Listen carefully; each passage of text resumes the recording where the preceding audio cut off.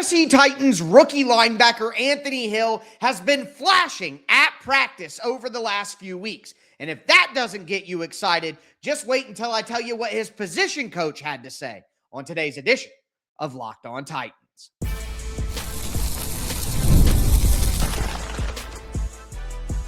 You are Locked On Titans, your daily Tennessee Titans podcast, part of the Locked On Podcast Network, your team every day.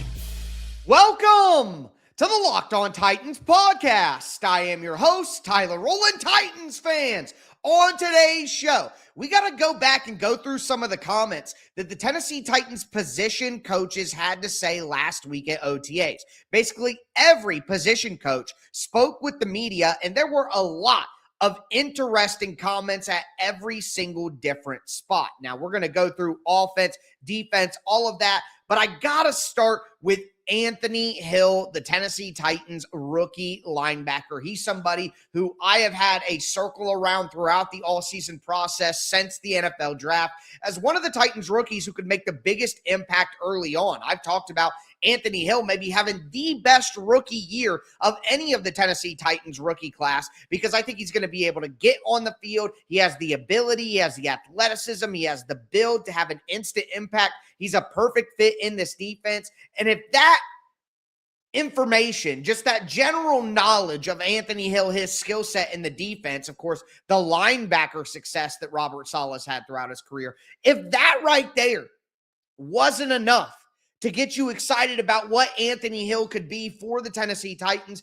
and could be right out of the gate immediately early on, well, let me introduce you to what the Tennessee Titans linebacker coach, Dave Borgonzi, and if you recognize the name, yes, that is the brother of Titans general manager Mike Borgonzi. Dave Borgonzi, the Titans linebacker coach, said they've thrown a lot at Anthony Hill, and he's handled the playbook well.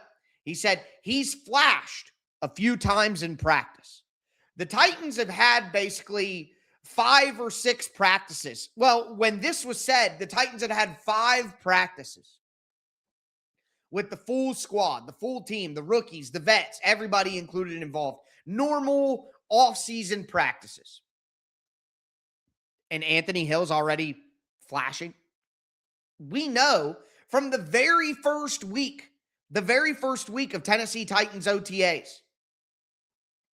Anthony Hill got an interception. First open practice. Could have been a pick 6 maybe. Now, pick 6 in these practices, is there contact? Would they have ran through it? But it was an interception. That's what we know. And Anthony Hill is going to be a downhill force against the run. So if he can figure things out in coverage, that's really what it comes down to. So if you're telling me that Anthony Hill's position coach has said that they've thrown a lot at him mentally and he's handled the playbook well, and then he's also come out and say he's flashed a few times in practice already when they've barely practiced this early in the process for a rookie, that's great news for me. And it makes me believe that Anthony Hill is on track to start day 1 for the Titans. That has been my belief, is that he will start over Cody Barton. And if he's handling the playbook well, if he's flashing in practice at this stage when it's mostly coverage-based things, because remember, the pads are not on. So thumping in the run game, getting downhill and taking on a lead blocker, blitzing and knocking a running back out of the way, all these things that we know Anthony Hill can do based on his college tape. I know he can do those things well. He can play downhill with force and physicality as a blitzer, as a gap shooter. I know that he can do that. Is he going to be able to withstand in coverage at the NFL level? So if he's flashing in practice, and like Robert Saleh said, the Tennessee Titans head coach, that this portion of OTAs is basically glorified 7-on-7 because there's no pads, the trenches can't go full go. It's basically passing stuff. So if Anthony Hill is understanding the playbook, if Anthony Hill is flashing in practice, that means that both of those statements are relative to pass coverage. He's understanding where to drop back in his zones. He's understanding where he's supposed to be within the coverage scheme. He's identifying the quarterback's eyes, flashing to the football within his zone, making the play that he's supposed to make. And when it comes to him making that play, you don't always make the play when you're ready to make a play. He's making them. Now, I know it's only been a couple of weeks of off-season practice, and we can't fit the guy for the Hall of Fame jacket now, but these are good things to hear when his position coach didn't need to go out of his way to say that he's flashing. He didn't say that about everybody. Now, Borgonzi had some other things to say, and one of them is very interesting. Cody Barton, he said he's been great. He's a leader. He's a coach on the field. That's why I think Cody Barton's going to stay around. I talked about Barton as a surprise cut candidate. If you're looking for somebody to be a cut candidate that you didn't expect that actually would surprise you, I think Cody Barton is on the list. But because of that intelligence, because of that leadership, with all of the other young guys in the locker room, like Mike Borgonzi talked about, the young guys at the linebacker spot, having a guy like Cody Barton who, yeah, maybe you don't necessarily want him on the field. You would prefer Anthony Hill to take that spot from him. But if he did have to play, it wouldn't be the worst thing of all time. And in the meantime, he can mentor and help. And Cody Barton has a great personality. You watch his mic'd up videos or you see other people's videos and he's involved. He just has a very bright, very fun, very encouraging. And I'll never forget him talking to David, was it Benda? The undrafted free agent linebacker out of Texas last year. And he's just so encouraging. You know, it's a young guy, undrafted free agent, fighting for his life. Why did Cody Barton have to take the time to, but that's what he's doing. So I just think Cody Barton is in a place where he wants that mentorship role. He wants to be the guy that the Titans need him to be for their young linebackers. And some people have worried about Cedric Gray. He had such a good year last year.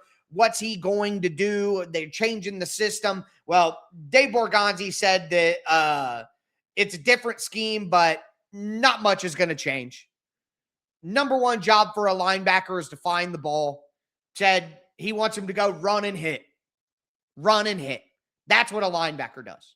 So is that much going to change for Cedric Gray because the scheme is changing, the system is changing? Not really. Go hunt the linebacker. Go get the ball. You know what I mean? It reminds me of the replacements. Go get the ball, Danny. Go get the ball. I'm going to get the ball, coach. That's linebacker 101 right there. Find the ball, attack the ball, be physical, be violent, take the ball carrier to the ground. Cedric Gray is going to be able to continue to do that. But I'm hoping, again, that it's Anthony Hill who is next to him, and the Titans have one of the most athletic, one of the most physical downhill linebacker combos in the entire NFL. It all comes down to, can Cedric Gray and Anthony Hill hold up in coverage, which, again, that's why I'm so excited about this Anthony Hill comment and what we're hearing about Anthony Hill coming out of practice, is because if he is doing well in the coverage areas, you add to what he can be in run defense.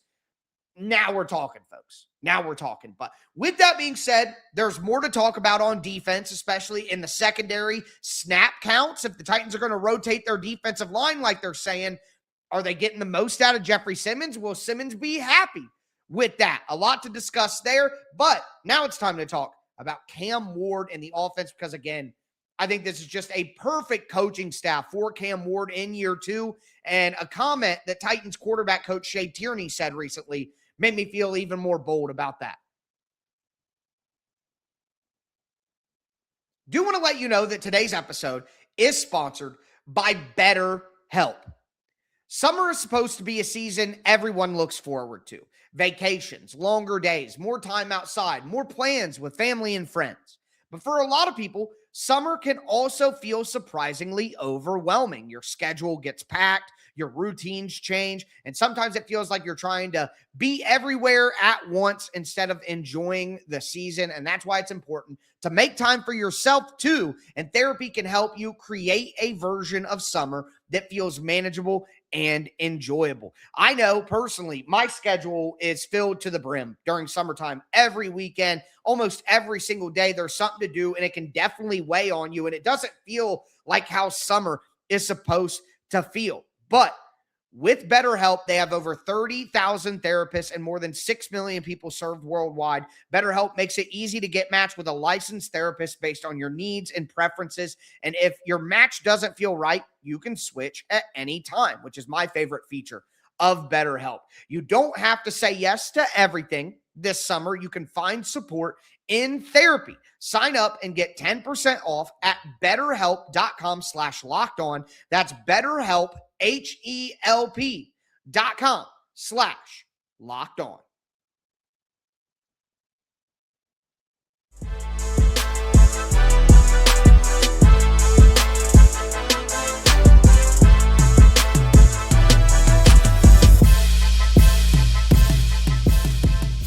Titans fans, let's continue today's edition of the Locked On Titans podcast. Again, we're breaking down comments from the Tennessee Titans assistant coaches, from their position coaches. I found some very, very interesting, and they kind of weave into some of the big conversations that we're having around the team right now. Anthony Hill taking a step forward, the linebacker group.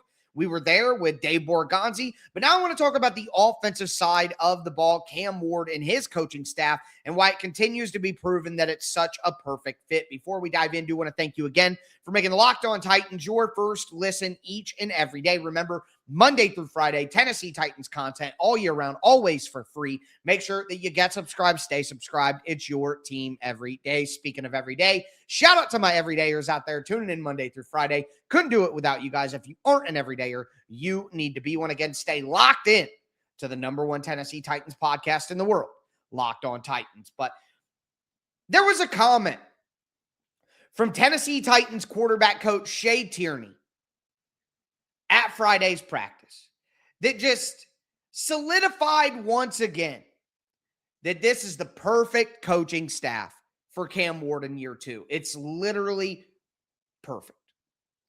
They asked Shea Tierney, Titans quarterback coach, about what mechanical things Cam Ward has been working on. What mechanical things did they change with Cam Ward after they got hired, this and that. And Tierney said, no big change that we've focused on. Cam has had good mechanics going back to Incarnate Word. Cam had good mechanics last year, Washington, Miami. Said it's more about doing everyday drills just to be more consistent. When Tierney said, yeah, he's had good mechanics going back to Incarnate Word, you know what that means, right? That Shea Tierney has watched Cam Ward's Incarnate Word reps. He even said, I have watched every snap he has ever taken. Like, and I'm sure he means at college. I doubt he's watching Cam Ward in high school when they're running the wing tee and, you know, that kind of crazy high school offense.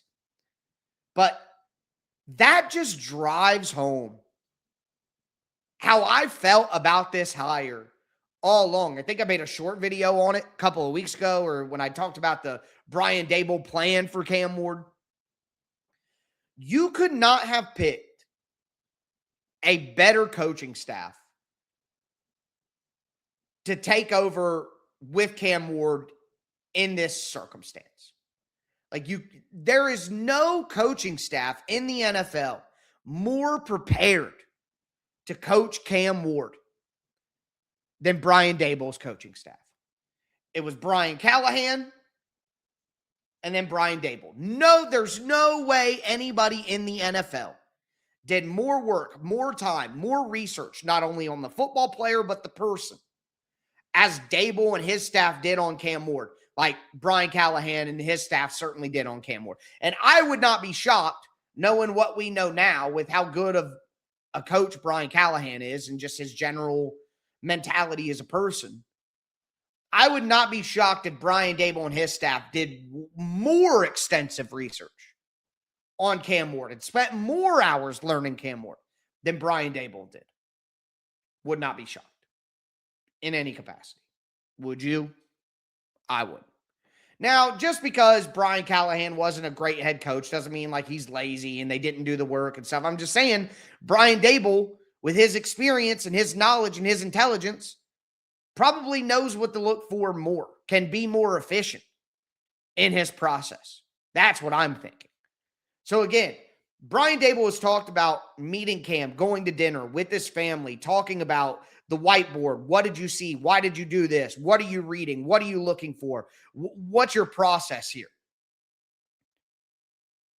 Doing all of that groundwork on Cam Ward and then being able to watch his rookie season from afar, be like, why are they doing that with him?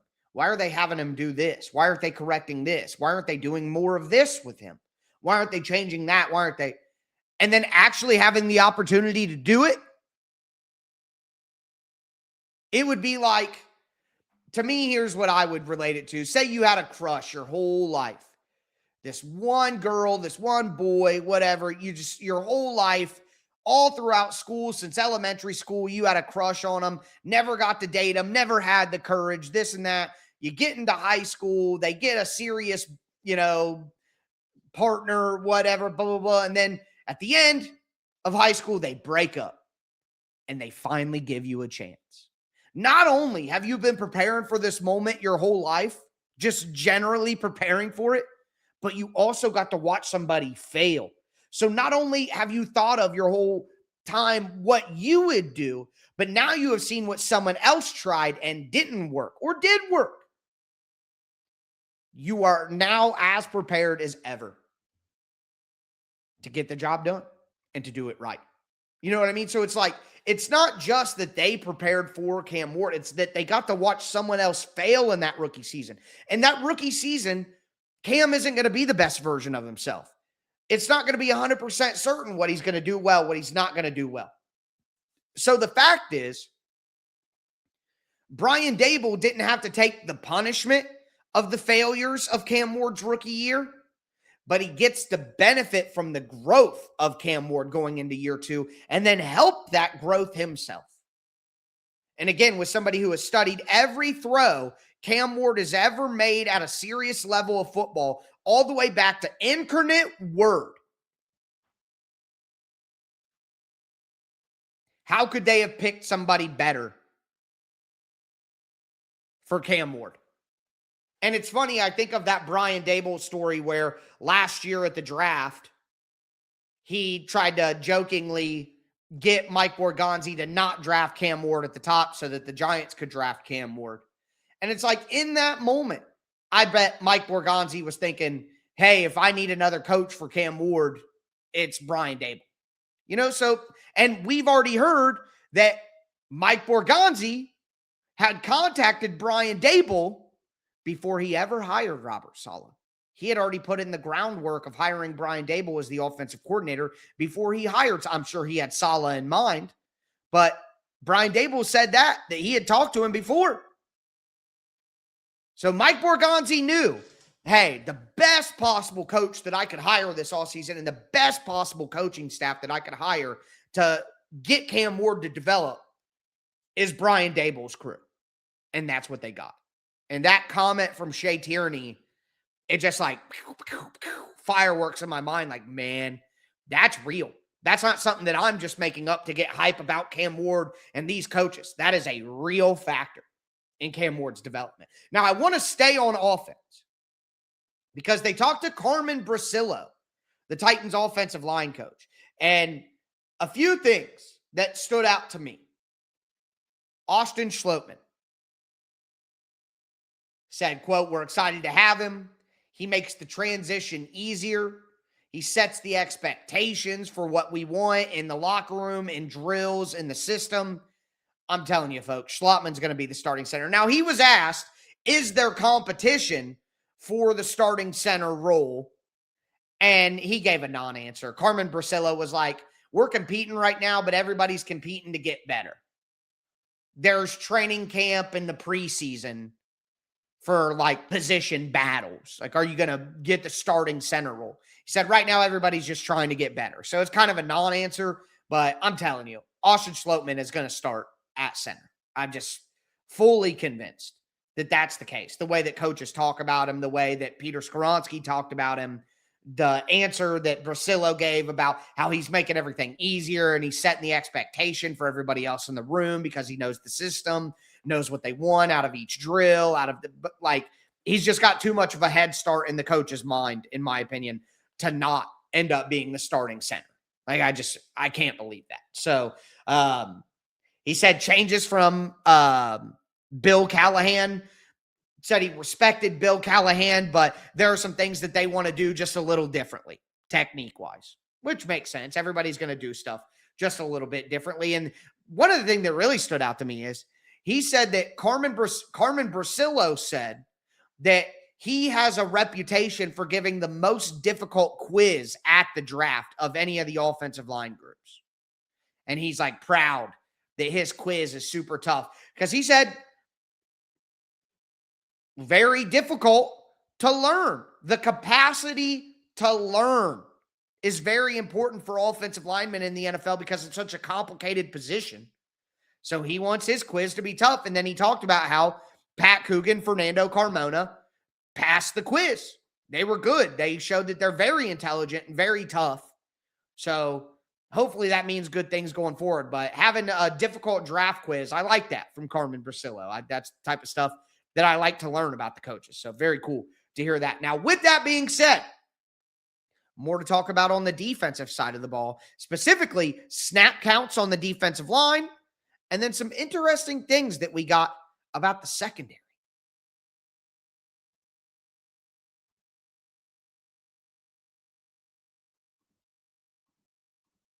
Do want to let you know that today's episode is brought to you by Square,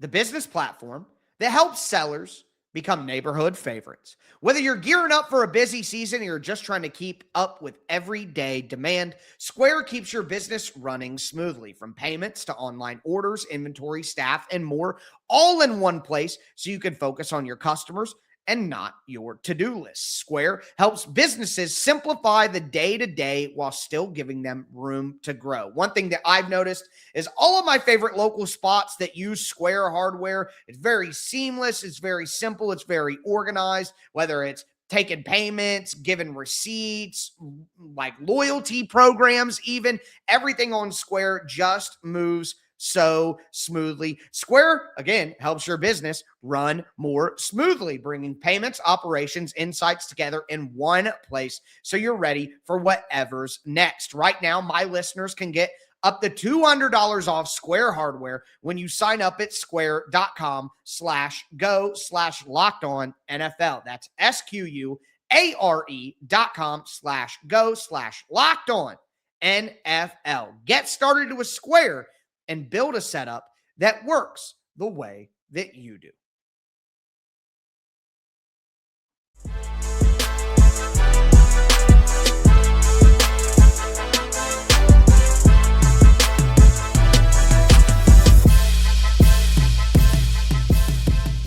Titans fans, let's cap off today's edition of the Locked On Titans podcast. Again, we're going through some comments from the Tennessee Titans position coaches, the assistant coaches on the coaching staff. We talked about Anthony Hill flashing. We talked about Cam Ward and his perfect coaching staff. But now I want to talk about some other stuff on the defensive side of the ball. Big Jeff being mad about his snap counts in the secondary with 3 secondary coaches. A little confusing there, but before we get into all of it, do want to thank you again for making Locked On Titans your first listen each and every day. Speaking of every day, you guys got to join the Locked On Titans Everydayer Club. Hit the link down below in the description. You're going to get added to a Locked On Titans group chat with me and a bunch of other everydayers. We're going to have a mailbag at the end of the week. I'm going to get those mailbag questions from the Locked On Titans Everydayer group chat. So get over there.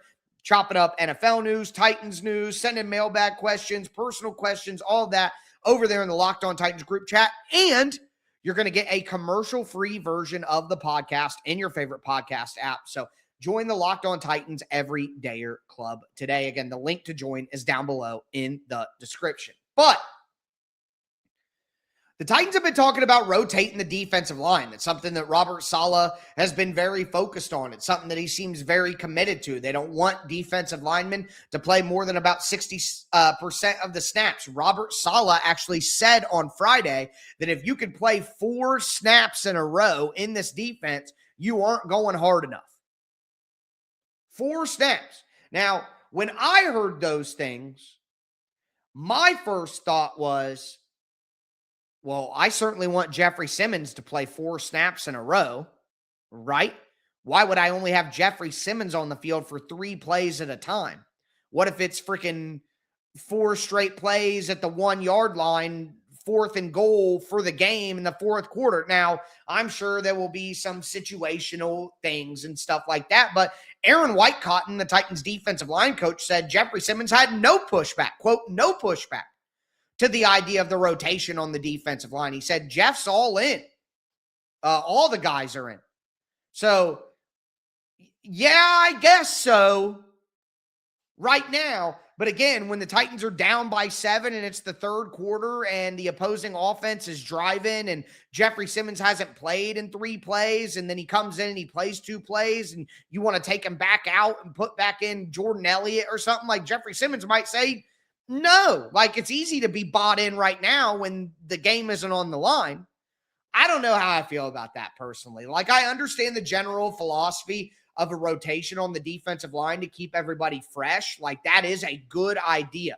But this firm stance of can't play more than 3 plays in a row, only 60% of snaps, like, I just think that's a bit too rigid when you have a player like Jeffery Simmons who has showed you consistently that he can do more and play more, and you need him. So I don't know how I feel about that. I got to see it play out and see if I think it's too little or not. We'll see. I'm going to keep a pin in that. Do want to mention Aaron Whitecotton talked about Keldrick Folk. He said he's got great physical tools, great mental abilities, a great person. Said they're just playing him on the right-hand side right now because they just want him to, quote, get his hand in the dirt and know what to do. Like, just learn one spot. Just understand what your primary position is in the defense. And then as we go along, we'll start to cross-train you as an inside rusher, flip you over to the other side, be a different – because remember, they could switch sides and stuff, but there are positions on the defense. And Keldrick Folk is playing a different position than Jermaine Johnson or Femi Oladejo. You know what I mean? So that's something to keep in mind. They just want Anthony Hill to get good at what he's doing right now and keep things simple so that he can move forward. And last thing, Aaron Whitecotton said that he coaches like a deranged raccoon. I thought that was crazy, but watching him, as we've talked about, he does look like he coaches like a deranged raccoon. And I thought his comment about Jim Washburn, who used to coach in Tennessee, a defensive line coach, were cool. That there's a Tennessee connection for Aaron Whitecotton as the coach here. He's a great coach. Aaron Whitecotton's really a great coach. So I think you do got to be a little off your rocker to be a great defensive line coach in the NFL. In the secondary, the Titans have 3 secondary coaches. So there's a cornerback coach, a safety coach, and then a nickel coach. But all 3 of the guys, Tony Oden, Marquand Manuel, and Dalton Hilliard, they all basically said, like, hey, we could coach everybody. Like, Hilliard is the nickel coach, but he could coach the safeties. And Oden is the cornerback coach, but he could coach the nickels. And Marquand is the safety coach, but he could coach the cornerbacks. He said they're all interchangeable. That's basically what all 3 guys said across the board. That's interesting. Community-based coaching is what Dalton Hilliard called it. So I thought that was interesting, but I don't really think it's like a big deal or anything. Sure, coach everybody. You know what I mean? I found it more interesting, the comments that they made about individual players. Like Tony Oden talked about Alontae Taylor on the outside and said they think his athleticism and his length give him the ability to play that, but he has certainly been inside more often. He talked about Marcus Harris. They all talked about Marcus Harris. He's got a great, Tony Oden said he's got a great mind. He's a good communicator. He said that the nickelback skill set has the chance to unlock the defense, and then basically described everything that they needed in Marcus Harris. So there you go. More hype from the coaching staff. Dalton Hilliard, who's going to be the nickel coach, he said that Harris has been pretty phenomenal so far. He's in early, works in the film room. He's a hard worker. He's out late. Again, more hype for Marcus Harris. And Marquand Manuel talked about Kevin Winston. Said that he's learning the nuances of the position. He loves football. And then the big nickel thing. Marquand Manuel, the Titan safety coach, was asked about big nickel, and it was Paul Kaharski who asked the question. I find it very interesting. He basically said, like, is Tony Adams your big nickel? Which I have a hard time believing that Paul would ask that question without seeing Tony Adams play in the big nickel spot. Like, why would you just make that up and suggest himself? So Tony Adams is your big nickel guy, right? Without having any inclination or any idea that is the case. Because I would lean towards, if I had to pick between Tony Adams, Amani Hooker, and Kevin Winston, I would pick Kevin Winston to be the big nickel guy, in my opinion. So if Tony Adams is that, that's interesting. Manuel said they're all interchangeable. We have a combination of guys who can do it. So he gave nothing away. So I just found that peculiar, I guess. Like, do you really just make up that name and throw it out there? Or, like, are we to believe that Tony Adams is the big nickel? Curious. Got to put a pin in that one as well. But with that being said, that is going to do it for today's edition of the show. Tomorrow I'm going to be back, going over some depth chart revelations, things like that. We'll see what happens. But with that being said, again, that is going to do it for me today. As always, I am your host, Tyler Rowland, and this was Locked On Titans.